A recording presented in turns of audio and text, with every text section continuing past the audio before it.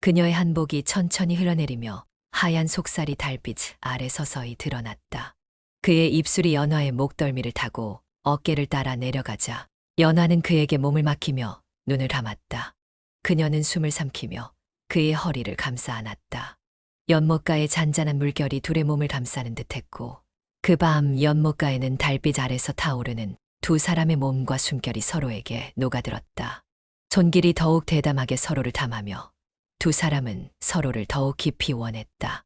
정적 속에서도 두 사람의 거친 숨소리만이 연못가를 가득 채웠다.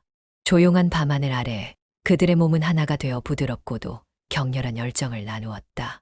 바람은 부드럽게 불어와 이 순간을 더 깊게 감싸주었다. 밤에 피는 야화를 찾아주셔서 감사합니다. 항상 행복하시기를 기원합니다. 복례산 깊은 골짜기, 낡은 초가집에는 병약한 부모를 모시는 젊은 약초꾼 강희준이 살고 있었다. 가난한 농부의 아들로 태어난 이준은 어린 시절부터 병약한 부모를 봉양하기 위해 산을 누비며 약초를 캤다. 약초를 캐는 것 외에도 이준은 마을의 허드렛 일을 도맡아 하며 힘겹게 생계를 이어갔다. 한편 복례산 자락의 양반가에는 아름다운 연화와 설화 두 자매가 살고 있었다. 빼어난 외모에 뛰어난 재능까지 갖춘 자매는 마을 사람들의 부러움의 대상이었습니다. 하지만 화려한 겉모습과 달리 자매의 집안에는 남모르는 어둠이 드리워져 있었다. 엄격한 아버지와 병약한 어머니 사이에서 자매는 늘 불안과 긴장 속에 살아야 했다. 어느 봄날 이주는 약초를 팔러 장터에 나섰다.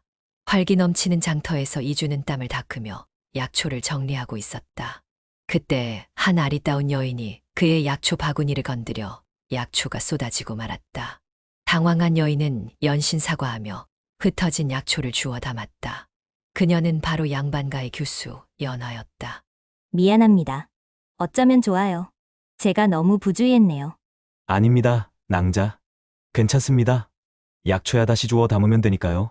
이준이 연화를 안심시키려 했으며 다시 말했다. 정말 괜찮습니다, 낭자. 저기 떨어진 약초들이나 주워주시겠습니까? 이준이 웃으며 말했다. 그럼요. 당연하죠. 연화는 밝게 웃으며 이준과 함께 약초를 주워 담기 시작했다. 약초를 함께 정리하며 두 사람은 자연스레 이야기를 나누었고 서로에게 호감을 느꼈다. 연화는 병든 어머니를 위해 약초를 사려다 실수를 했다고 이야기했고 이준은 가까이에서 이야기하는 연화의 얼굴과 묻어나는 여인의 향기에 가슴이 두근거렸다. 낭자께서는 참 효심이 깊으시군요. 어머니께서 꼭 쾌차하실 겁니다. 고맙습니다, 도령님. 도령께서도 참 마음이 따뜻하신 분 같아요. 연화가 미소 지으며 말했다. 전 그저 부모님을 봉양하기 위해 약초를 캐는 평범한 약초꾼일 뿐입니다. 이준이 겸손하게 말했다. 아닙니다, 도령님. 도령께서는 다른 사람들을 위해 약초를 캐고 힘든 일도 마다하지 않으시잖아요. 그런 마음이 바로 따뜻한 마음인 거죠. 연화가 이준을 칭찬했다. 두 사람은 서로에게 끌리는 마음을 숨기지 못하고 다음 만남을 기약하며 헤어졌다. 며칠 후 연화는 혼자 연못가를 거닐다가 우연히 이준과 마주쳤다. 물가에 비친 달빛이 고요한 밤을 더욱 신비롭게 만들었다. 이준 역시 산책을 하던 중 그녀를 발견하고는 조용히 다가갔다. 촛불처럼 흔들리는 물결 위로 달빛이 부서지며 그녀의 그림자를 길게 드리웠다. 연화는 이준을 발견하자 순간 가슴이 두근거렸다. 이준도 놀란 듯 잠시 멈칫했지만 이내 그녀에게 다가왔다. 낭자, 이 늦은 밤에 여긴 어찌 오셨어요? 이준의 목소리는 부드러웠다. 연화는 살며시 미소를 지으며 대답했다. 그냥 생각을 정리하려고요. 그런데 도련님은요? 그의 손이 그녀의 손끝에 닿자 가느다란 희열이 흘러나왔다. 그녀는 천천히 그의 품으로 몸을 기댔다. 그의 단단한 가슴에 닿는 순간 연화의 숨이 얕아졌다. 따뜻한 온기가 전해지자 그녀는 더욱 가까이 다가갔다. 이준의 손이 그녀의 허리를 감싸며 천천히 내려오자 그녀는 가느다란 신음을 흘렸다.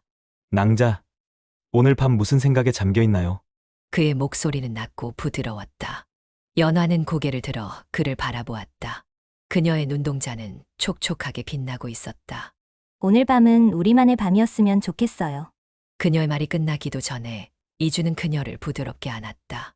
그녀의 한복이 천천히 흘러내리며 하얀 속살이 달빛 아래 서서히 드러났다. 이준의 손끝이 그녀의 어깨를 지나 가녀린 발을 어루만지며 내려갔다. 두 사람의 호흡은 더욱 뜨거워졌다. 그의 손이 허리를 감싸며 더욱 밀착되자 연화는 저도 모르게 이준의 목을 감싸 안았다. 이준의 손끝이 그녀의 어깨를 타고 내려가자 연화는 가늘게 몸을 떨었다. 그의 시선이 닿는 곳마다 피부가 뜨겁게 타올랐다. 연화는 그를 더 깊이 끌어당기며 그의 귀에 달콤한 속삭임을 흘렸다. 내게 더 가까이 와주세요. 이준의 숨결이 더욱 거칠어졌다. 그의 입술이 연화의 목덜미를 타고 어깨를 따라 내려가자 그녀의 몸이 움찔 떨렸다. 이준은 그녀를 더욱 깊게 끌어안으며 두 사람의 피부가 닿는 곳마다 뜨거운 기운이 번져갔다. 연화는 그에게 몸을 맡기며 눈을 감았다. 그의 입술이 연화의 목덜미를 스치자 그녀는 숨을 삼키며 그의 허리를 감싸 안았다. 두 사람의 몸이 점점 밀착되며 서로의 체온을 나누었다. 그의 손이 그녀의 허리를 감싸며 부드럽게 어루만지자 그녀의 몸은 온몸이 사랑으로 떨려왔다. 연못가의 잔잔한 물결이 둘의 몸을 감싸는 듯했고 연화는 그에게 자신을 맡겼다. 그 밤 연못가에는 달빛 아래서 타오르는 두 사람의 몸과 숨결이 서로에게 녹아들었다. 이주는 그녀를 조심스레 눕히고 연화는 그의 품 안에서 뜨거운 숨을 몰아쉬었다. 손길이 더욱 대담하게 서로를 탐하며 두 사람은 서로를 더욱 깊이 원했다. 정적 속에서도 두 사람의 거친 숨소리만이 연못가를 가득 채웠다. 조용한 밤하늘 아래 그들의 몸은 하나가 되어 부드럽고도 격렬한 열정을 나누었다. 바람은 부드럽게 불어와 이 순간을 더 깊게 감싸주었다. 한편 연화의 어머니는 건강이 나날이 안 좋아지고 있었다. 박찬파는 연화에게 귀한 약초를 구해오라고 엽전 몇 냥을 쥐어주며 말했다. 제너머 김의원 집에 가서 약을 구해오너라. 약을 구해오다가 장에 들러 어머니가 좋아하는 쇠고기 한 근도 떼어오거라. 머슴 동산이를 데리고 갔다 오너라. 박찬판의 말에 연화는 서둘러 채비를 하고 동산이와 함께 의원집으로 향했다. 약을 구하고 장에서 쇠고기 한 근을 산 다음 동산이에게 말했다.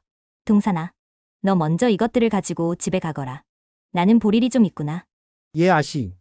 연화는 서둘러 이준에게 달려갔다. 마음이 붕붕 떠서 날아가는 기분이었다. 복례산 자락 숲이 우거진 오솔길에는 시원한 바람이 불고 있었다. 이준은 연화와 마주 앉아 얼굴을 보며 사랑에 취해 있었다. 도령님, 요즘 산에는 어떤 약초들이 피어나고 있나요? 연화가 녹진한 목소리로 물었다. 이제 막 싹을 틔우는 어린 약초들이 많습니다. 특히 낭자가 좋아하는 도라지꽃이 탐스럽게 피어났더군요. 이준이 연화의 귓가에 뜨거운 숨결을 불어넣으며 속삭였다. 낭자가 탐하고 싶어 하는 모습으로 피어났을 겁니다. 연화는 그의 뜨거운 숨결에 귓불을 불키며 농염한 미소를 지었다. 정말인가요? 저도 한번 보고 싶네요.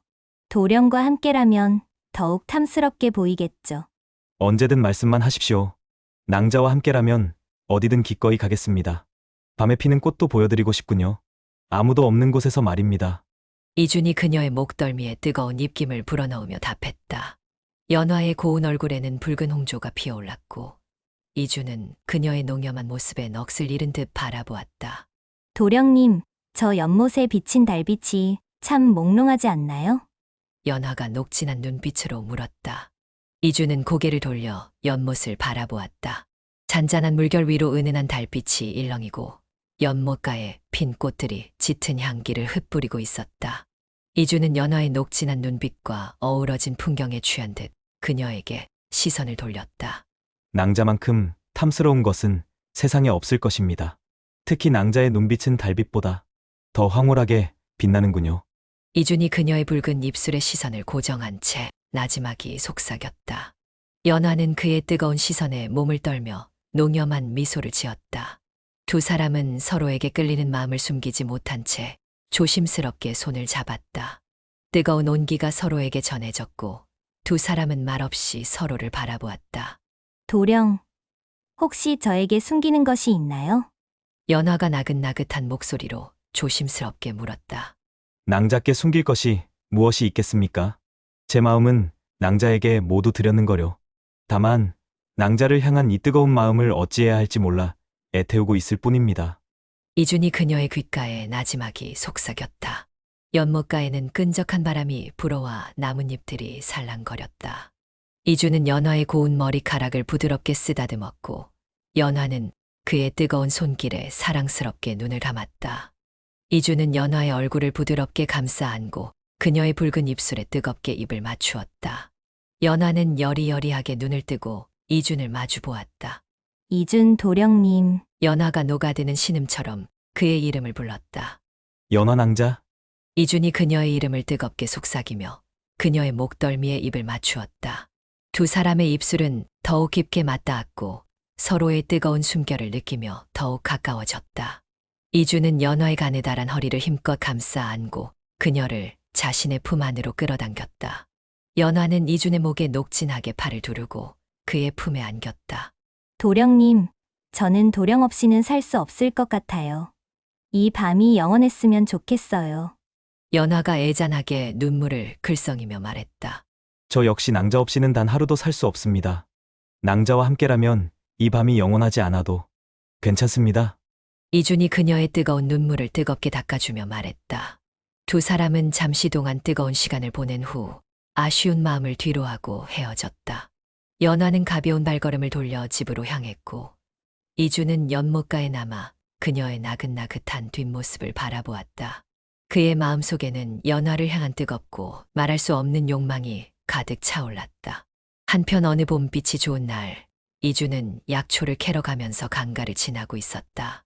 어느 여인이 발을 헛디뎌 강가에서 물에 빠져 허우적거리고 있었다. 이준은 망설임 없이 강물에 뛰어들어 여인을 끌어안고 무트로 헤엄쳐 나왔다. 물에 흠뻑 젖은 여인은 떨리는 몸을 가누지 못했고 이준은 그녀를 따뜻하게 감싸 안았다. 괜찮으십니까? 어디 다친 곳은 없으십니까? 이준의 걱정스러운 물음에 설아는 떨리는 목소리로 괜찮다고 답했다. 하지만 물에 젖은 옷이 몸에 달라붙어 그녀의 아름다운 몸매가 고스란히 드러났고 이준은 순간적으로 그녀에게 강렬한 끌림을 느꼈다.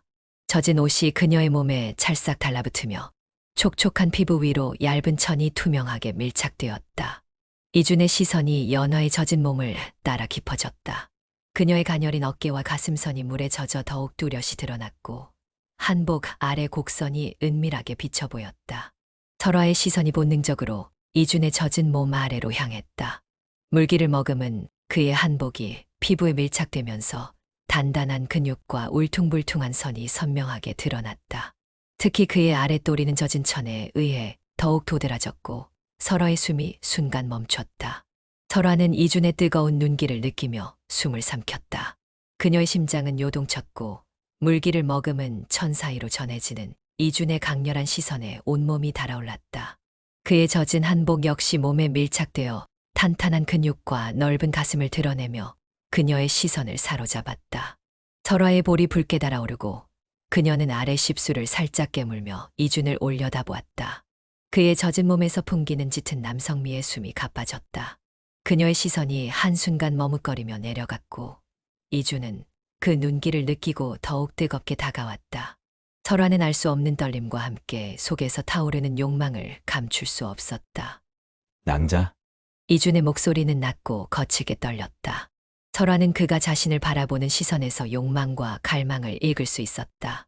그녀의 손이 무의식적으로 그의 가슴에 닿았고 젖은 천 너머 단단한 피부의 온기가 그녀의 손끝을 타고 전해졌다. 이준은 한순간도 눈을 떼지 못한 채 천천히 그녀의 어깨를 안았다. 낭자, 너무도 아름답군요. 그의 숨결이 그녀의 젖은 뺨에 닿으며 속삭였다. 설화는 떨리는 눈빛으로 그를 바라보며 저도 모르게 그의 품으로 몸을 기댔다. 그 순간 이준은 그녀를 더욱 강하게 끌어안았다. 설화의 가녀린 몸이 그의 단단한 가슴에 밀착되었고 두 사람 사이의 온기가 더욱 뜨거워졌다. 그녀의 손끝이 그의 젖은 허리를 타고 내려가며 떨렸고 이준은 그녀의 허리를 단단히 붙잡으며 부드럽지만 강한 손길로 어루만졌다. 서로의 숨결이 뒤섞이며 욕망이 점점 짙어져 갔다. 젖은 옷 사이로 전해지는 서로의 체온이 점점 뜨겁게 타올랐고 설화는 그의 품 안에서 가느다란 숨을 몰아쉬었다. 물기를 머금은 피부 위로 그의 손이 부드럽게 미끄러지며 서로를 담아듯 어루만졌다. 이주는 젖은 여인에게 강렬하게 이끌려 사랑을 나누었습니다. 짧지만 뜨거웠던 시간이 지나고 여인은 어둑어둑한 길 안개 속으로 사라졌습니다. 이주는 그녀의 이름도 사는 곳도 모른 채 그녀를 그리워하며 지냈습니다. 그러던 어느 날 연화의 아버지는 박참판 댁의 모자란 일손을 채우기 위해 종산 아범에게 허드레니를 도울 머슴을 구해달라고 부탁했습니다. 마침 일자리를 찾던 이주는 종산 아범의 소개로 박참판 댁에 들어가게 되었습니다. 이주는 굵은 팔뚝을 걷어붙이고 장작패는 일부터 시작했습니다. 도끼질 한 번에 굵은 장작이 쩍쩍 갈라지는 모습에 박참판 댁 사람들은 모두 감탄했습니다. 장작패는 일이 끝나자 이주는 땀을 닦고 광으로 향했습니다. 광 안에는 온갖 물건들이 뒤섞여 있었고 이주는 묵묵히 물건들을 정리하기 시작했습니다. 광 안에서 먼지를 뒤집어 쓰고 물건들을 정리하던 이주는 문득 인기척을 느꼈습니다. 고개를 돌려보니 낯익은 여인이 서 있었습니다. 그녀는 바로 며칠 전 뜨거운 사랑을 나눴던 여인, 설화였습니다. 두 사람은 서로를 알아보고 놀라움을 금치 못했습니다. 설화는 가슴이 떨려오는 자신을 가누기가 어려웠습니다. 낭자 어찌하여 이곳에 있나요? 이준 역시 놀라움을 감추지 못했습니다. 두 사람은 짧은 침묵 속에서 서로를 바라보았습니다. 지난날의 뜨거웠던 기억이 되살아나며 두 사람의 얼굴은 붉게 물들었습니다. 하지만 설화의 집에서 일하게 된 이주는 설화 만난 기쁨도 잠시 혼란에 빠지게 됩니다. 낭자, 어찌하여 이곳에 계신 겁니까? 이준이 떨리는 목소리로 물었습니다. 저는 이 집의 둘째 딸, 설화입니다. 설화가 나지막이 대답했습니다. 이주는 설화가 박참판 댁의 교수라는 사실에 놀라움을 금치 못했습니다. 그는 연화의 질이라는 것은 알고 있었지만 설화가 연화의 동생인 줄은 몰랐습니다. 낭자, 그럼 혹시 연하 낭자가 언니인가요? 이준이 조심스럽게 물었습니다. 예, 연하는 저의 언니입니다. 설화가 황당한 표정으로 대답했습니다. 이주는 설화와 연화가 자매라는 사실에 충격을 받았습니다. 그는 두 자매를 동시에 사랑하게 된 자신의 운명을 원망했습니다. 그리고 연화와 설화 사이에서 어찌할 바를 모르고 갈등하게 됩니다. 설화는 이준을 놓치고 싶지 않았습니다. 그녀는 언니와의 관계를 알면서도 이준을 계속 만났습니다. 이준 역시 두 여인을 사랑하기에 갈등 속에서 몇 날 며칠을 고민하며 머리를 감싸 쥐었지만 두 여인 모두 잊을 수가 없었습니다. 며칠 뒤 연하는 설화와 이준 사이의 관계를 눈치채고 큰 충격에 빠졌습니다. 그녀는 설화에게 배신감을 느끼고 이준에게는 실망감을 감출 수 없었습니다. 연하는 괴로움에 밤잠을 설치며 눈물로 지새웠습니다. 다음 날 아침 이준이 마당에서 장작을 패고 있을 때 연하가 차가운 표정으로 다가왔습니다. 도련님, 잠시 얘기 좀 하시죠. 연화의 목소리는 평소의 다정함은 온데간데 없이 차갑게 식어 있었습니다. 이주는 연화의 싸늘한 태도에 당황했지만 무슨 일이 일어났는지 짐작할 수 있었습니다. 그는 연화를 따라 인적이 드문 정자로 향했습니다. 정자에 앉은 연화는 이준을 매서운 눈빛으로 바라보며 말했습니다. 도련님, 설화와 무슨 관계입니까? 이준은 연화의 날카로운 질문에 아무 말도 하지 못하고 고개를 숙였습니다. 도련님, 설화와 밤마다 만났다는 소문을 들었습니다. 사실입니까? 연화의 목소리는 더욱 차가워졌습니다. 이주는 마침내 고개를 들고 연화를 똑바로 바라보며 말했습니다. 낭자, 죄송합니다. 제가 잘못했습니다. 연화는 이준의 대답에 더욱 격분했습니다. 어떻게 저에게 이럴 수 있습니까? 어떻게 설화와? 연화는 말을 잇지 못하고 눈물을 흘렸습니다. 낭자, 정말 죄송합니다. 하지만 저도 어찌할 수 없었습니다. 설화 낭자를? 이주는 변명하려 했지만 연화는 그의 말을 잘랐습니다. 변명하지 마세요. 저는 도련님을 믿었습니다. 하지만 도련님은 저를 배신했습니다. 연화는 차가운 눈빛으로 이준을 바라보며 말했습니다. 이제 더 이상 저를 찾아오지 마세요. 우리는 끝입니다. 연화는 차갑게 돌아서서 정자를 나갔습니다. 이주는 연화의 뒷모습을 바라보며 깊은 후회와 슬픔에 잠겼습니다. 연화 역시 이준을 사랑했지만 동생과의 관계 때문에 괴로워했습니다. 세 사람의 갈등은 점점 깊어져 갔고 박참판 댁에는 긴장감이 감돌았습니다. 어느 날 밤, 이주는 연화의 방 앞에서 서성이며 괴로워했습니다. 그때 연화가 방에서 나와 이준을 발견했습니다.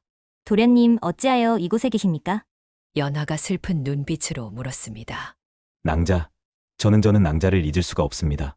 이준이 솔직하게 고백했습니다. 연화는 눈물을 글썽이며 이준에게 말했습니다.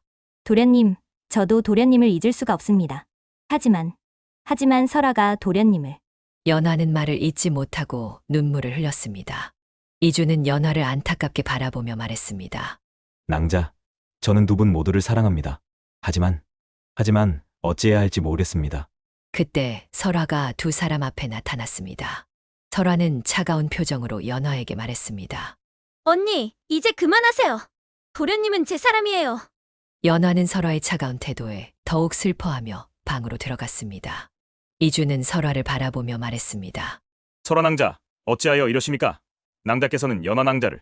언니는 언니고 저는 저예요. 저는 제가 원하는 것을 얻을 거예요. 설화는 단호하게 말했습니다. 이준은 설화의 이기적인 모습에 실망했지만 그녀를 향한 사랑을 멈출 수 없었습니다. 이준은 밤낮으로 두 자매 사이에서 갈등하며 괴로운 시간을 보냈습니다.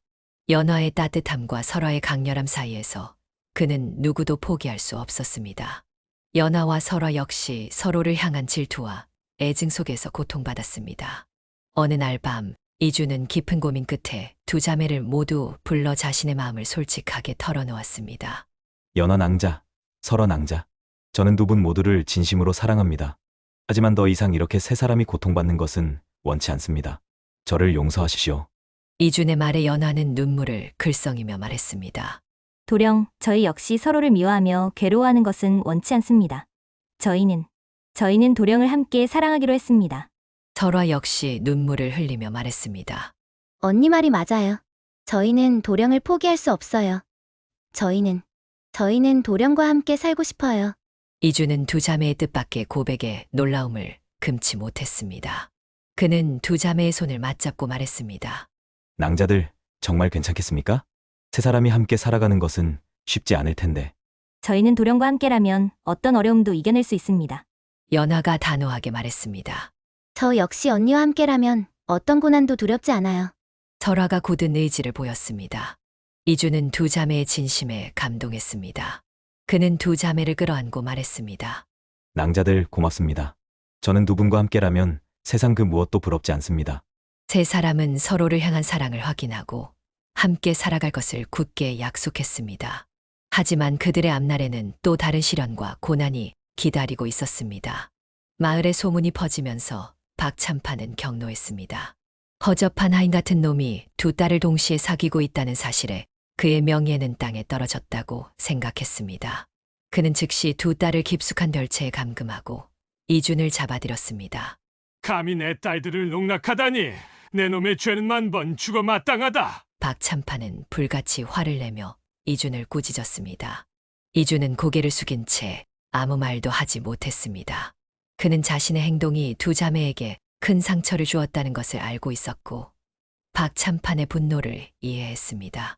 박참판은 하인들을 시켜 이준을 끌어내어 매질을 했습니다. 이준은 살이 찢어지고 뼈가 부러지는 고통 속에서도 신음조차 내지 않았습니다. 그는 두 자매를 향한 자신의 사랑을 후회하지 않았습니다. 매질이 끝나자 박참판은 하인들에게 이준을 마을 밖으로 내쫓으라고 명령했습니다. 하인들은 이준을 질질 끌고 마을 어귀에 버렸습니다. 이준은 만신창이가 된 몸으로 간신히 일어나 비틀거리며 산길을 걸었습니다. 그의 눈에서는 뜨거운 눈물이 흘러내렸습니다. 그는 두 자매를 다시는 볼 수 없다는 슬픔과 자신의 무력함에 대한 분노로 가슴이 찢어지는 듯했습니다. 한편 별채에 감금된 두 자매는 이준의 소식을 듣고 절망했습니다. 그들은 서로를 부둥켜 안고 눈물을 흘렸습니다. 언니, 우리가 어떻게 해야 할까요? 도련님이 너무 불쌍해요. 설화가 흐느끼며 말했습니다. 나도 모르겠어. 하지만 우리는 포기하지 않을 거야. 반드시 도련님을 다시 만나서 함께 살 거야. 연화가 눈물을 닦으며 말했습니다. 두 자매는 굳은 결심을 하고 박참판에게 맞서 싸울 것을 다짐했습니다. 깊은 밤, 두 자매는 박참판 댁을 탈출하기로 결심했습니다. 그들은 밧줄을 만들어 별채 담을 넘고 어둠을 틈타 산길을 달려 내려갔습니다. 두 자매는 이준이 버려진 마을 어귀로 향했습니다. 만신창이가 된 몸으로 간신히 숨을 쉬고 있는 이준을 발견한 두 자매는 뜨거운 눈물을 흘렸습니다. 도련님, 두 자매는 이준을 부둥켜 안고 울먹였습니다.